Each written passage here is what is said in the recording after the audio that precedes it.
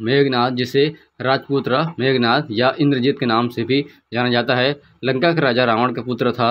अपने पिता की तरह वह भी स्वर्ग विजयी था। इंद्र को परास्त करने के कारण ही ब्रह्मा जी ने इसका नाम इंद्रजीत रखा था। इसका नाम रामायण में इसलिए लिया जाता है क्योंकि इसने राम रावण युद्ध में महत्वपूर्ण भूमिका निभाई थी।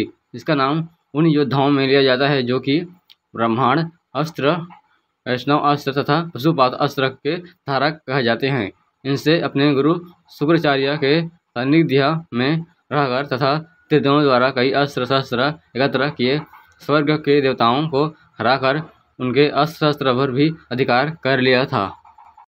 मेघनाद पितृभक्त पुत्र था।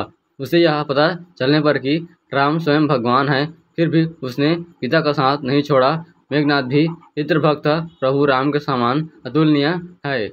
जब उसकी माँ मंदोदरी ने उसे यह कहा कि मनुष्य मुक्ति की ओर अकेले जाता है, तब उसने कहा कि पिता को ठुकरा कर अगर मुझे स्वर्ग भी मिले तो मैं ठुकरा दूंगा।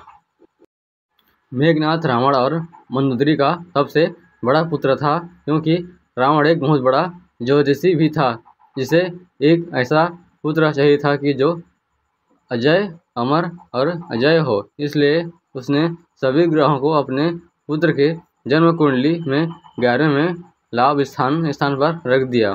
परंतु रावण की प्रवृत्ति से परिचित शनिदेव 11वें स्थान में 12वें स्थान व्यय हानि स्थान पर आ गए, जिससे रावण को मनवंचित पुत्र प्राप्त नहीं हो सका। इस बात से क्रोधित रावण ने शनिदेव पर पैर से प्रहार किया था। मेघनाद के गुरु असुर गुरु शुक्राचार्य थे। किशोर अवस्था वर्ष की आयु होते होते अपनी कुल देवी निकुंभला के मंदिर में अपने गुरु से दीक्षा लेकर कई सिद्धियां प्राप्त कर ली। एक दिन जब रावण को इस बात का पता चला, तब वह असुर गुरु शुक्राचार्य के आश्रम में पहुंचा। उसने देखा कि असुर गुरु शुक्राचार्य मेघनाद से एक अनुष्ठान करवा रहे हैं। जब रावण ने पूछा कि यह क्या अनुष्ठान हो रहा है, तब आचार्य शुक्र ने बताया कि मेघनाद ने मौन व्रत लिया है। जब तक यह सिद्धियां को अर्जित नहीं कर लेगा, मौन धारण किए रहेगा। अंततः मेघनाद अपनी कठोर तपस्या में सफल हुआ और भगवान शिव ने उसे दर्शन दिए। भगवान शिव ने उसे कई सारे अस्त्र शस्त्र शक्तियाँ और सिद्धियाँ प्रदान की, परंतु उन्होंने मेघनाद को सावधान भी कर दिया कि कभी भूलकर भी किसी ऐसे ब्रह्मचारी का दर्शन न करें जो 12 वर्षों तक कठोर ब्रह्मचारी और तपश्चर्या का पालन कर रहा हो। इसलिए भगवान श्री राम जी ने लक्ष्मण जी से 12 वर्ष तक कठोर तपस्या करवाई थी। वरदान पाने के बाद मेघनाद एक बार फिर से असुर गुरु शुक्राचार्य की शरण में गया और उसने पूछा उसे आगे क्या करना चाहिए। तब असुर गुरु शुक्राचार्य ने उसे 7 महायज्ञों की दीक्षा दी, जिनमें से एक महायज्ञ भी करना बहुत कठिन है।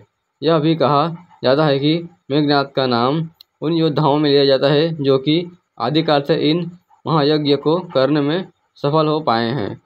ऐसा भी कहा जाता है कि भगवान श्री विष्णु जी रावण पुत्र मेघनाद और सूर्यपुत्र कर्ण के अतिरिक्त आदिकाल से ऐसा कोई नहीं है जो वैष्णव यज्ञ कर पाया हो। मेघनाद का विवाह नागराज अनंत की पुत्री देवी सुलोचना जी के साथ हुआ था।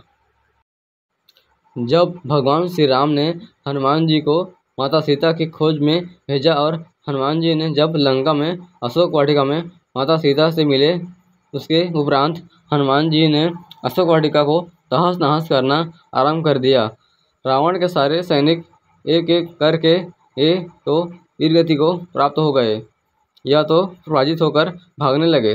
जब रावण को इसकी सूचना मिली तो उसने पहले सेनापति जम्बूमलि और उसके उपरांत अपने पुत्र राजकुमार अक्षय कुमार को भेजा, परंतु दोनों ही वीरगति को प्राप्त हो गए।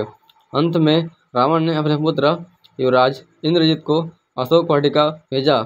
जब इंद्रजीत और हनुमान जी के बीच युद्ध आरंभ हुआ, तब इंद्रजीत ने अपनी सारी शक्तियाँ, अपनी सारी माया, अपनी सारी तांत्रिक विद्या, अपने सारे अस्त्र शस्त्र सब प्रयोग करके देख लिया, परंतु वह सब के सब निष्फल हो गए।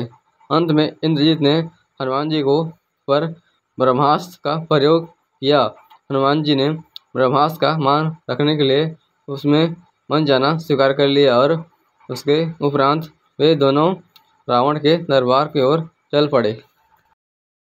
जब लंका में युद्ध छिड़ गया था राम और रावण के बीच, तब इंद्रजीत ने अपने पिता के आदेश पर सबसे पहले कुलदेवी माता दिग्विजया का आशीर्वाद लिया और उसके उपरांत रणभूमि की ओर चल पड़ा। जैसे युद्ध आरंभ हुआ, एक एक करके सारे योद्धा इंद्रजीत के हाथों या तो वीरगति को प्राप्त हो गए, या तो भागने लगे, या तो पराजित हो गए। अंत में लक्ष्मण जी और इंद्रजीत के बीच द्वंद्व होने लगा।